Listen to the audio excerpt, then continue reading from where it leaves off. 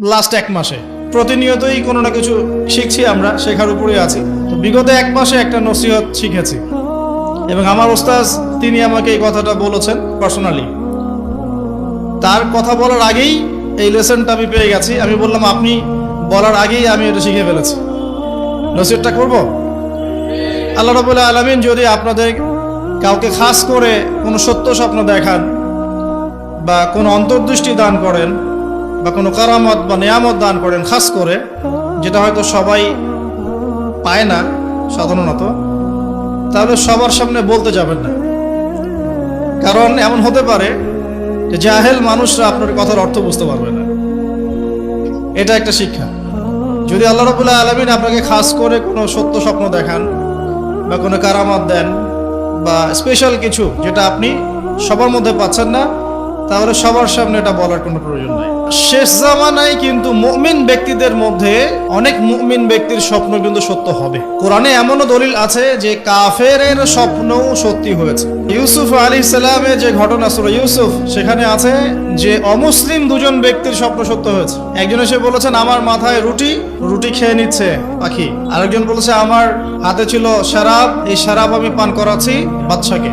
ইউসুফ আলাইহিস সালাম বললেন যে পান করাচ্ছে বাদশাকে সে নাজাত পেয়ে যাবে জেল থেকে, আর যার মাথা থেকে রুটি খাওয়া হচ্ছে তাকে শুলদণ্ড দেওয়া হবে। এখানে এই 2 ব্যক্তি কিন্তু মুসলিম নন। তো যেটা বলছিলাম যে আল্লাহর পক্ষ থেকে মুমিন ব্যক্তিকে সত্য স্বপ্ন দেখানো হতে পারে শেষ জামানায়, বেশি বেশি হতে পারে। তাই যখন ভালো কোনো স্বপ্ন দেখবেন শুকরিয়া আদায় করবেন আল্লাহর কাছে।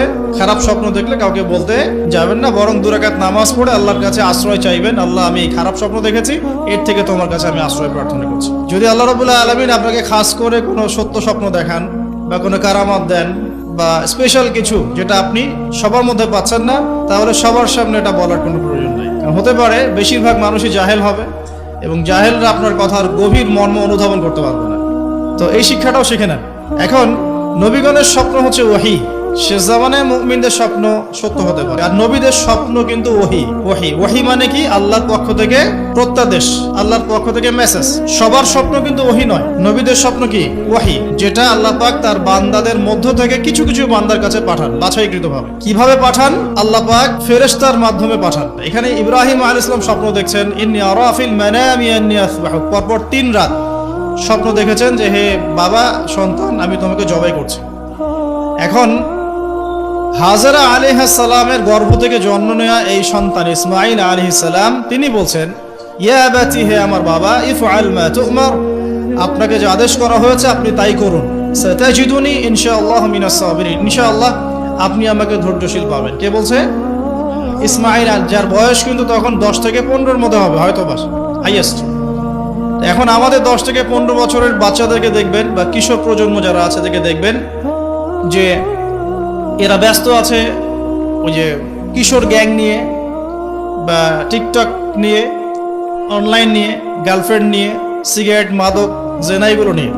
আর এখানে আপনি দেখছেন কোরআনে ইসমাঈল আলাইহিস সালাম, যার বয়স হবে হাইয়েস্ট 10 থেকে 15-এর মধ্যেই, তিনি তার বাবাকে বলছেন যে আব্বা, আল্লাহ আপনাকে যে আদেশ করেছেন আপনি পালন করেন, আমাকে জবাই করার আদেশ করেছে আল্লাহ পাক, আপনি করুন। সাতাজিদুনি ইনশাআল্লাহ মিনাস সাবিরিন, ইনশাআল্লাহ আপনি আমাকে ধৈর্যশীল পাবেন।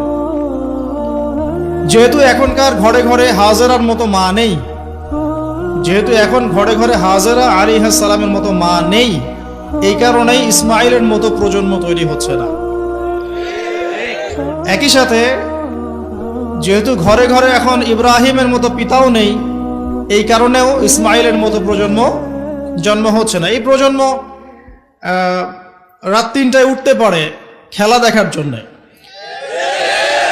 কিন্তু কয়টা রাত তারা শেষ রাতে উঠেছে আল্লাহর সামনে দাঁড়ানোর জন্য, তাদের বিবেককে জিজ্ঞেস করতে বলবেন।